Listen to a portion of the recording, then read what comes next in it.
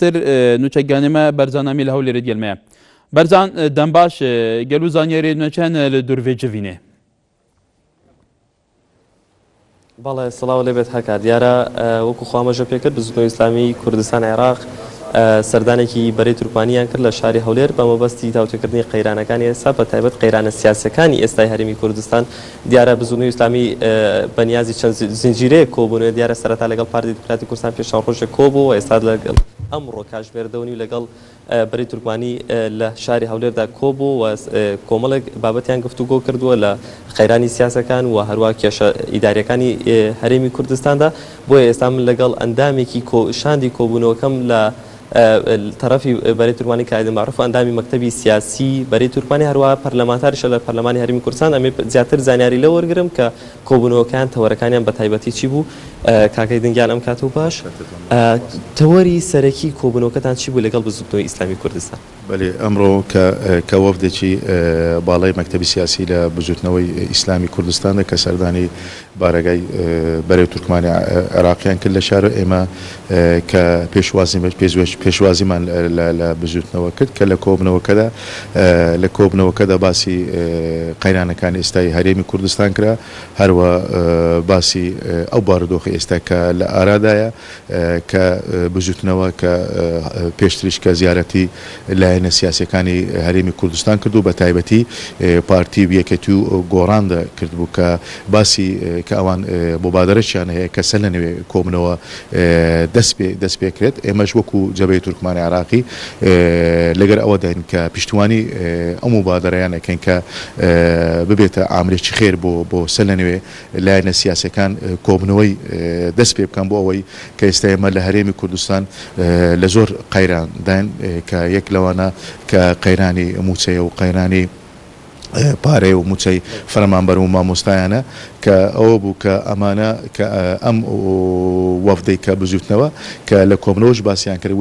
وتیان ئێمە کە زیارەتی ئەم لایەنە سیاسیانمان کردووە کە هەمویان ئەوانیش پشتیوانی لەوە کەن کە سەر لە نوێ کۆبنەوەی لایەنە سیاسەکان دەست پێ بکاتەوە بە تایبەتیش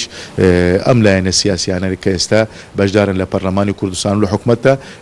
بە شەرتێک دەبێت بە مەرجێک دەبێت ئەم کۆبنەوانە نەبێتە کۆبنەوە نەبێنە و کۆبنەوە بە مەرجێک ببێتە کە ئەم کۆبنەوە ببێتە خاوەن بڕیار لێ بێتە دەرێ بۆ بەرژەوەندی هەرێمی کوردستان. کاکایدن ئاگداری کە پێش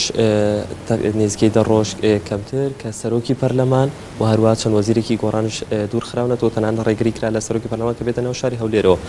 ئێوە هەڵوێستان چۆکو بەرەی تورکومانی سەبارەت بۆ دوورخستنەوەن. ئێمە پێشترش ئەومان تاکید کردووە دەبێت ئەم لایەنە سیاسیانە زۆر دەبێت تەعاملێک لەگەر ئەم بارودۆخی ئێستا بکرێتن کە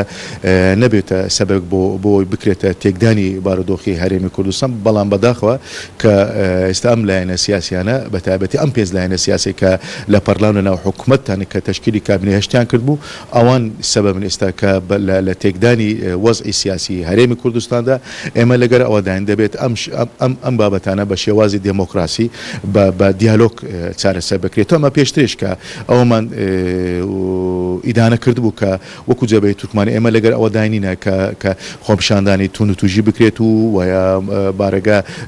پەلامارداری بارەگا و وە ڕێگری لە سەرۆکی پەرلەمان بکرێتن ئەمانە هەموو دەمنە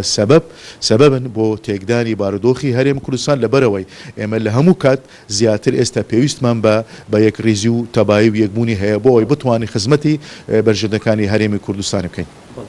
کاک ئایدەنگیانە ئێوەکو خۆتان دەڵێن کە ناڕازین لە ڕۆدوانەی کە لە پێشتردا ڕوودا و ئەمێ ئاماژە بۆ بکەم بە دیاریکراوی ئێوە لەگەڵەوەدان کە وەزیرەکان دوورخواتە یەک هەڵوێستن لەگەڵ پارتیا کە ئەو وەزیرانە دوورخراونەوە یاخۆت لەگەڵەوەدان کە جارێکی تر ئەو 4 وەزیرە بگەڕێتەوە ڕێگەش بدرێت بە سەرۆکی پەرلەمان کە خۆشت ئەندام پەرلەمانێکی هەرێمی کوردستان. من لەگەڵەوەدام کە ڕێگە بدرێت یعنی کچکۆ لەبەرەوەی هەر ئەندام پەرلەمانێک وایە سەرۆکایەتی پەرلەمانیش سەرۆکی پەرلەمانیش کە منتخبە لەلایەن خەڵکەوە کە پەرلەمانیش نوێنەری خەڵکی هەرێمی کوردستانە دەبێت ئێمە بابەتەکەمان بە شێوازی دموکراسی چارەسەر بکەین چونکە ئەمانە ئەم تەسەڕوفانە کە لە گەرمیانەوە دەست پێ کرد لە نەتیجەدا کە گەیشتەگار پەرلەمان ئەمانە هیچێک لە بەرژەوەندی خەڵکی هەرێمی کوردستانە لەبەر ئەوەی دەبێت ئەم لایەنە سیاسەرە مڕازعەی سیاسەتی خۆیان بکەن بۆ چارەسەرکردنی قەیرانەکە لەبەرەوەی ئەگەر هاتوو زیاتر لێدوان ئەم لێدوانانە کە لەلایەن سیاسی پارتەکاندا هەیە ئێستا کە لێدوانی جۆرا و جۆر وایە ئەبێتە تەشەنوج بۆ لایەنە سیاسەکان ئەمانە باوەڕ بکە هیچێکان لە مەسلحەتی هەرێمی کوردستان دانیا لەبەرەوەی ئێمە داوای لە هەموو لایەنە سیاسەکان دەکەین بە تایبەتی پارتی و یەکێتی و گۆڕان کە دەبێت بە چاوێکی نیشتیمانانە بە مەسئولیەتی نیشتیمانانە تەعامل لەگەر پێشاتەکان بکەن لەگەر بابەتەکاندا بکرێت لە هەرێمی کوردستاندا. کاکایدن واتە ئێستا ڕێگریکردن لە سەرۆکی پەرلەمان بۆ ناو هەرێمی کوردستان بۆ ناو هەولێر و بۆ پەرلەمانی کوردستان شەرعیە یاخود ناشەرعیە؟ ئێمە پێشترش ئەومان دووپات کردووە ئەمە ڕێگری لە سەرۆکی پەرلەمان لە بەرژەوەندی هیچ لایەکدا نییە بە تایبەتیش ئەمە دەبێتە ناشرینکردنی دموکراسی هەرێمی کوردستان کە ئێستا ئەمە ئەبینین کە دەوڵەتانی ئەوروپا و کە لە نزیکەوە ئاگاداری بارودۆخ هەرێمی کوردستانی کە هەرێمی کوردستان ماوەیەکە بەرەو پێش ئەڕواتن لە دموکراسی و لە مافەکانی مرۆڤ دەکات کە تەغییراتێکی پێوە دیارە ئەمانە ئەم تەسەڕوفاتانە کە لە هەولێر بوو لە گەرمیان لەو منطقانە ئەم شتانە دروست بوو هیچ یەک لە بەرژەوەندی هەرێمی کوردستان دانیا لەبەرەوەی ئێمە ئەوە بین بەو شێوازەی هیچ بابەتێک چارەسەر ناکرێت. کەواتە چارەسەر چیە بەڕای بەرەی تورکومانی؟ چارەسەر ئەوەیە دەبێت سەر لە نوێ گفتوگۆ دەست پێ بکرێت سەر لە نوێ ئەم لایەنە سیاسانە کە ئێستا متمانە نەمایە دەبێت ئەو متمانەیە دروست بکەن لێواندا بۆەوەی بتوانێن بابەتەکە هەل بکرێت. سپاس بۆ ئایدن معروف کە ئەندامی مەکتەبی سیاسی بەرەی تورکمانی ڕوا پەرلەمانتارە لە پەرلەمانی کوردستان ئەوە زانیاریەکان بوو کە سەبارەت بە کۆبونەوەکەی ئەمڕۆ و ئێمە دەمانوێت لە پاشکەمێکی تریش هەروە لەگەڵ شاندی بزوتنەوەی کوردستانیش گفتوگۆ بکەین و بزانین ڕای ئەوان چیە سەبارەت بە قەیرانەکان و کۆبونەوەکەی ئەمڕۆش. بەڵێ بەرزانەمین نوچەیگانێمە لە هەولێرێ سپاس بوو تەو میێوانێت دەژی.